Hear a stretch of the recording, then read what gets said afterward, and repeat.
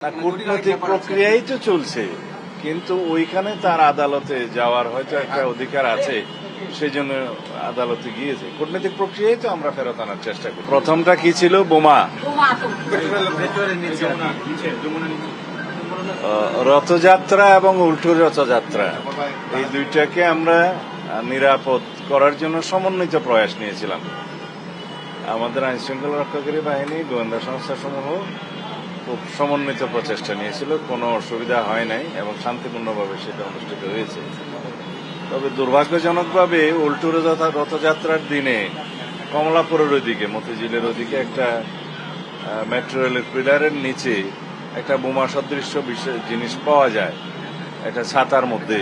সেটা আমাদের আনসার দুইজন সদস্য দেখার পরে পুলিশকে জানায়, পুলিশ এটা কর্ডন করে রাখে। বাংলা কিউআর যেখানে নগদ পেমেন্ট সেখানে।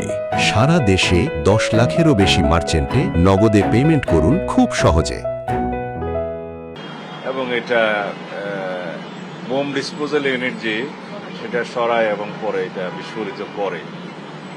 এতে করে খুব শঙ্কিত হওয়ার কোনো কারণ নাই। কোনো পক্ষ হয়তো চেষ্টা করেছিল যে সাম্প্রদায়িক সম্প্রীতি বিনষ্টের কোনো কিছু করা যায় কিনা, তারা হয়তো চেষ্টা করেছিল। আমরা সেটা সেভাবে দেখেছি এবং একটা তদন্ত পরিচালনা করছি আমরা, এর পিছনে কারা আছে ফাইন্ড আউট করার জন্য। এরপরে আশুলিয়াতে আরেকটা এরকম বোমা সদৃশ্য জিনিস পাওয়া গিয়েছে, যে একটা ব্যাগ রেখে গেছে একজন দুষ্কৃতকারী। পরে সেটা একই কায়দায় উদ্ধার করে আমরা বিস্ফোরিত করেছি। এই ঘটনাগুলোর যোগসূত্র আছে কিনা সেটা তদন্ত করতে বলেছি আমরা, তদন্ত পরিচালিত হচ্ছে। তবে আগের সময়ের তুলনায় যদি আমরা তুলনামূলক বিবরণী দেই, একই সময়ে এই বিষয়গুলো কিরকম হয়েছে তার তুলনায় এটা অনেকটা কম।